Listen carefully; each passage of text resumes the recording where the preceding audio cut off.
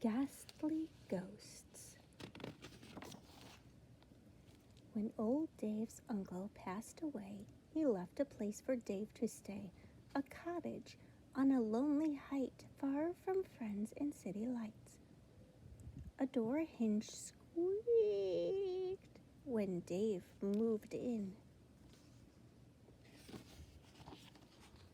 He didn't mind, just gave a grin and got some oil to fix the door. It's just some rest, he said, no more. Unpacking all his boxes, he heard footsteps where none ought to be. From attic floors above his head, I'm sure it's mice, is what he said. Some mice around is fine with me. I think I'd like the company. It's not much fun to be alone. Then from the bathroom came a moan. The pipes are old like me, said Dave. I hope they work. I need to shave. These whiskers don't look good on me. Not that there's anyone to see. Then from the cellar came a wail that made Dave start and then turn pale. He laughed. Oh, must be a broken pane. That's easy enough to explain. He settled in and tried to rest. He heard odd sounds, yet did his best to act as if he didn't care. Still, he felt lonely living there. A storm that night turned rain to ice. Dave said aloud, it would be nice. Indeed, I'd say that I'd rejoice if I could hear another voice. The lonely cottage creaked and swayed. Old Dave rocked back.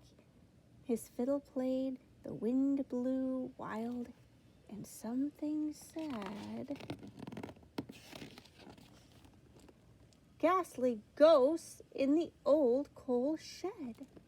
He paused and gave his head a shake. Was he asleep or still awake? Never mind what I just said. I'd like a living voice, not dead. Then something even louder said, ghastly ghost in the old coal shed. Now he's hiding. Wind whistled on the windowsill, and old Dave began to feel a chill. The fire's getting low, no doubt, or maybe it's about gone out. I'll poke it up, then go to bed. Yet voices even louder said, ghastly ghosts in the old coal shed. Wonder if that's the old coal shed. Dave grabbed the poker, his desire to stir things up, restart the fire. But with a sinking in his soul, he saw the hearth was out of coal. Again the choir, much louder, said, ghastly ghosts in the old coal shed. The wind was ice, the pipes would freeze. The house grew colder by degrees.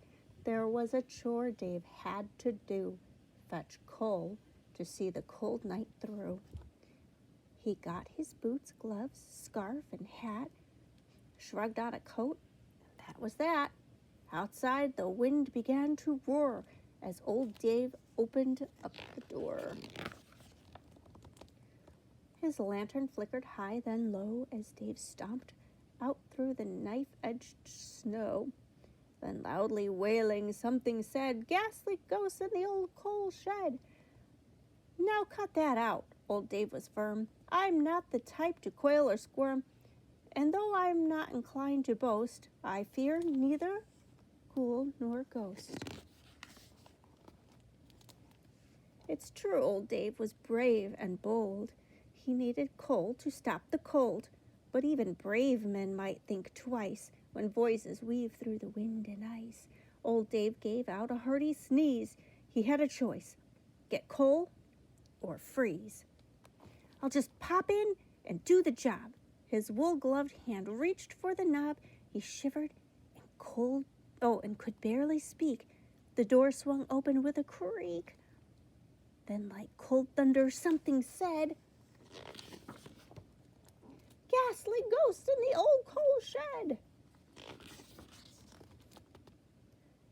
That's it, Dave roared. "I've had enough, so come on out. I call your bluff.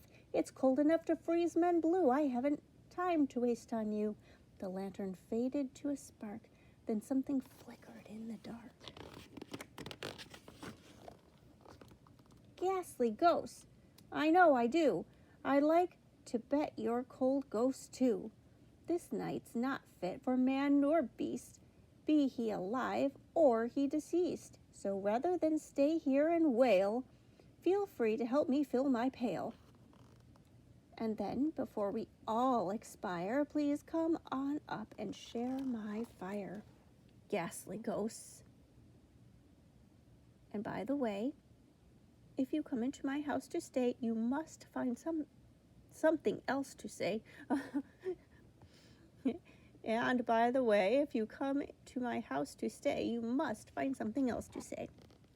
The wind dropped down, snow drifted white, the moon began to light the night. Dave heard a whispered groan. "All right." Now Dave's got guests at his old place. The ghosts don't take up too much space. In fact, they're quite good company. His friendless nights are history.